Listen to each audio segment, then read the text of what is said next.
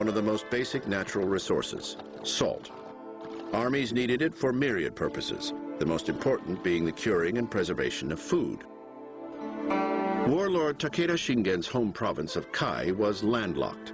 It had no direct access to the sea. So Takeda was forced to import salt from other provinces. This became an Achilles heel during an incident in which Takeda's province was besieged by two enemy forces at once. They managed to essentially put a blockade around Kai and embargo salt, which of course was rapidly creating intense suffering in Kai, with the idea of essentially starving the Takeda war machine to its knees. Well, just as things were getting darkest, so goes the story. Over the hill and across the pass comes a mule train or a horse train of pack horses sent by Uesugi Kenshin carrying salt and essentially running the blockade. Afterwards, other counselors and such asked Kenshin, well, why would you do that? Why would you rescue Shingen? I mean, he was on his knees and he would have been out of your way. And he replied, battles are to be won with swords and spears, not with rice and salt. Inevitably, after decades of frequent battles during the age of the country at war, specialists in sword technique and other fighting skills emerged in due course and gained notoriety. These men would eventually be called upon to share their knowledge, and their insights would prove enormously valuable to both samurai and other fighting men for centuries to come.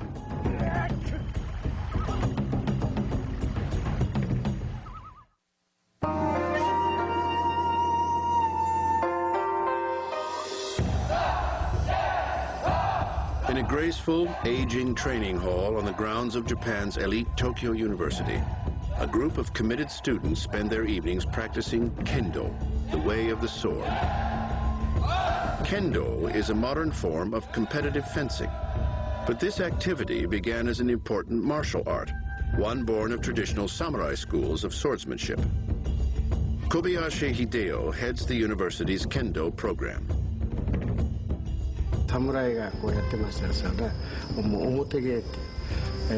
There was a set of primary fighting skills practiced by every samurai. It was called Buge Juhapan, the standard 18 martial arts. And these included horseback riding, archery, and others. And Kendo was one of them. It was a required subject. Kendo was really the most important one. In very early forms of the art, students practiced with solid hardwood swords. But over the years, to keep things safe, these heavy sticks were replaced by lightweight, flexible bamboo versions. Students today also wear wire face masks and padding to protect their bodies. After an extensive warm-up, the students square off in fencing matches. The outcome of each match is determined by a point system that gives credit for successful strikes. The shout or scream a combatant utters when he or she strikes is called kiai. It's used to help integrate the body and mind and create a strong spirit in the intended cut. Since it is such an intense game, manners are very important. Kendo really values etiquette, so it starts with a bow and ends with a bow.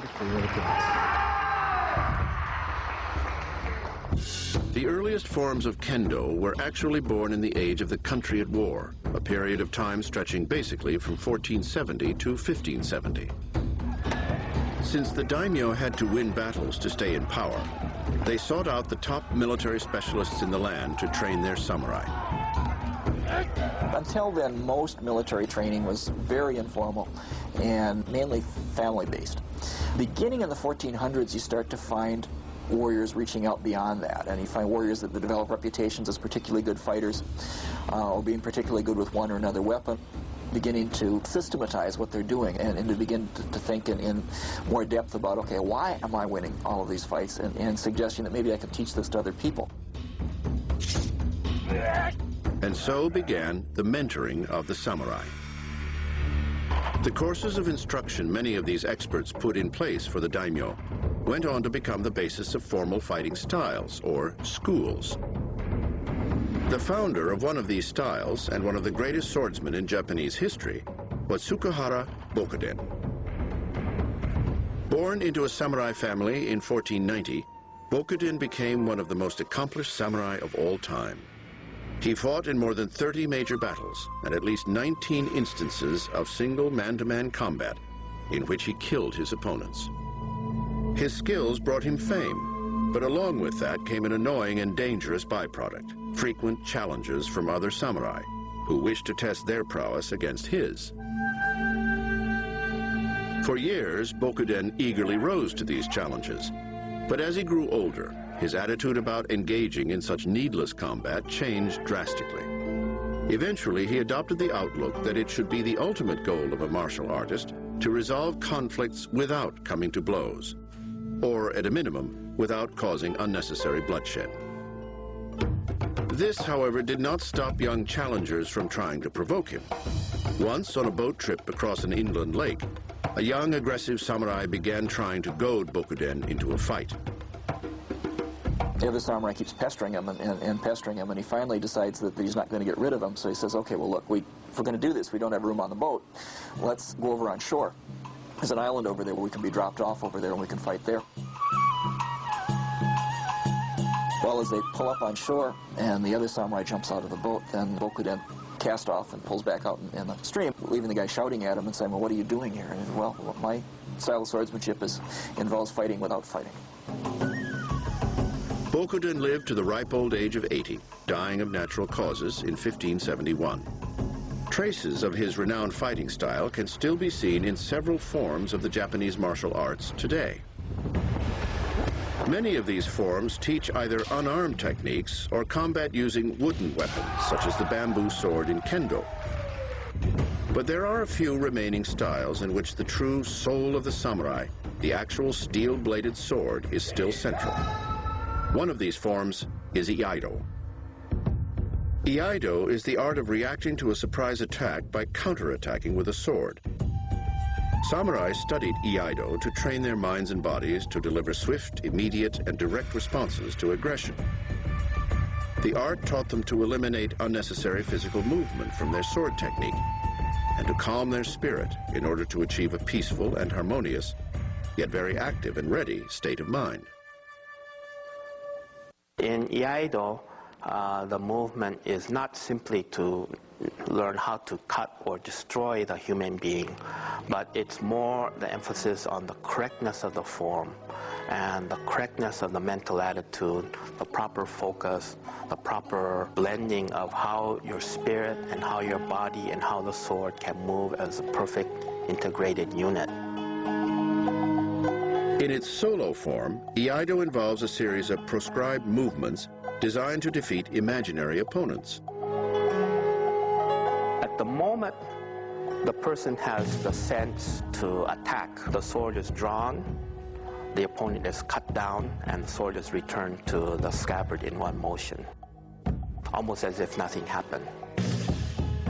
A two-man form also has preset routines of movement, but performing them with perfection takes years of disciplined effort.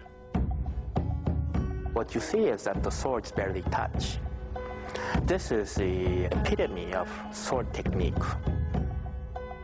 You never touch the other person's sword, but you move in and cut him in his unprotected area. So the sword is always a cutting weapon. It's not a weapon to block or defense. Since few practitioners of Iaido today will ever have the actual need to cut down an opponent with a sword, the true appeal of studying the art is the attainment of self-discipline and the alert, calm, and confident state of mind it brings to dedicated students. For the 16th century samurai, however, martial arts training was less about obtaining a calm state of mind and more about learning to kill one's adversaries. The techniques developed by men like Tsukuhara Bokuden helped him do that very efficiently. As a result, there would be no lack of bloodshed in the closing centuries of samurai rule.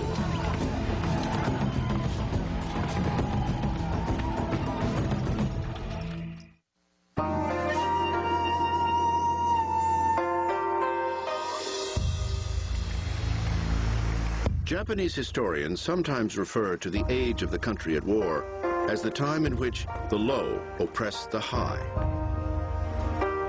Some of the leaders who emerged as most powerful during this